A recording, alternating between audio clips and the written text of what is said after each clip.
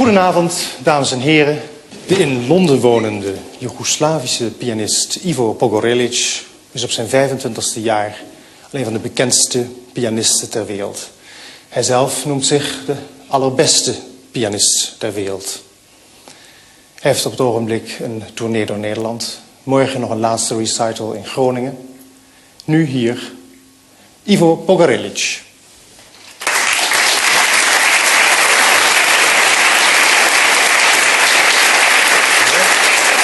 Please sit down.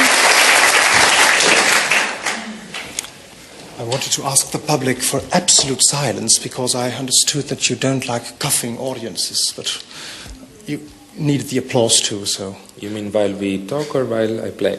While you play, I presume. When I see you playing, you're totally concentrated. It's like as if you're in trance. Well, I try to be as concentrated as possible. It's true. But why does coughing bother you then, if you're so concentrated? Because you still hear it.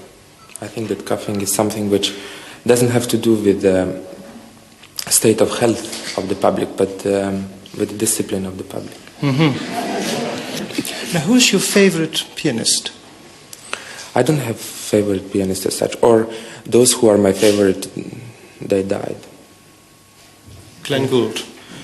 Rachmaninoff, I think, more than anyone. What can I offer you for a drink? Some water. Some water. That's what I have too. Wonderful. I see you have a selection there. I have a selection. What yes. else do you have? I have a vodka too. Yes, and your guests like some vodka? No, perhaps you do. No, I don't. They don't drink it. But I heard you playing Beethoven. And not the early Beethoven, but one of his later works. Now, popular legend has it that only mature pianists are able to understand the later Beethoven. Yes, you have to be something over 50 years old. And you are just 25 years old. Yes, I'm not yet 50.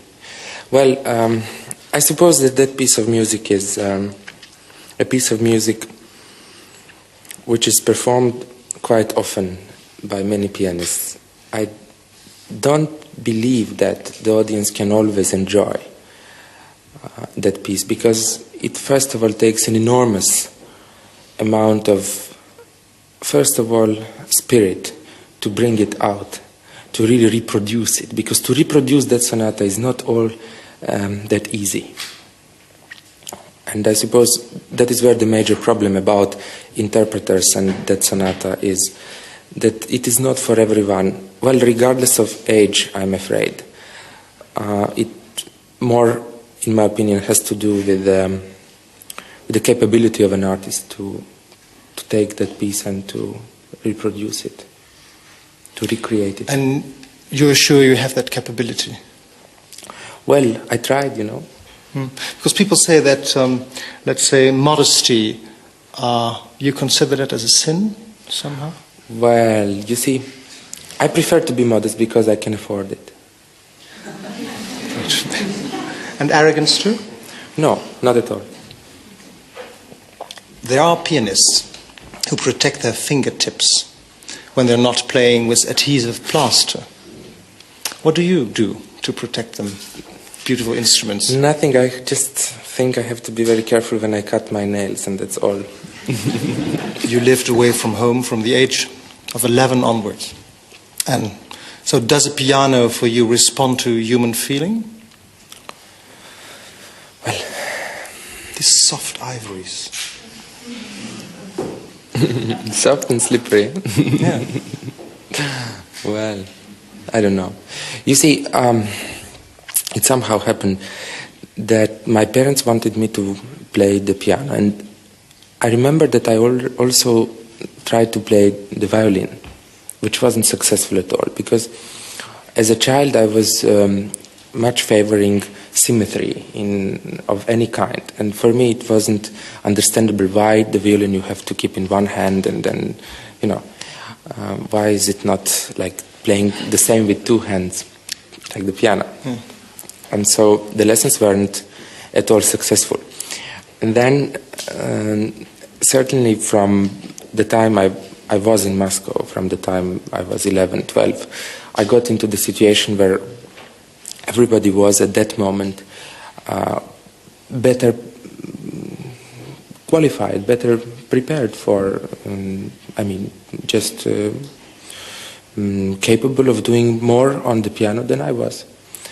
And it had to do with the training, and it had to do with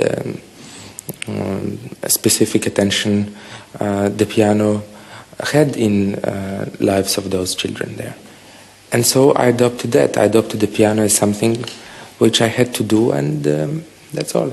Talking about the symmetry, is there a symmetry if you play with the left hand and the right hand? Well, you see... Is there a difference? There is a vast difference, because the task of each hand is completely different. What left hand has to do is different from what the right hand has to do. And I would probably say that the left hand is more important. You learned that in Moscow? Yes. Would you believe? As a student of music in Moscow, you got a taste of Soviet music life. You didn't have any ideological problems while studying piano. A composer like Shostakovich, for example, was accused, that's what he writes in his book Testimony, of using too many contemporary sounds. But, composers, they are probably, because their work is more important than the work of interpreters, they tend to represent in their work the actual moment of society, and the actual probably reflect more than anything. And this is why they may become accused of this or that. But now we're going to test this public, because you're going to play for us. What are you going to play? Well, I'm going to play some music by Alexander Scriabin. And that would be small etude, which is opus 8. No, it's number 2. Opus 8, number 2, I think so. Lucky fingers, but are they stiff now after this chat? Well, certainly it is not the best way to perform, to first talk and then play. I think that it is against the concert practice, actually, and that is one of the things I had to learn how to do, and well, it's not easy.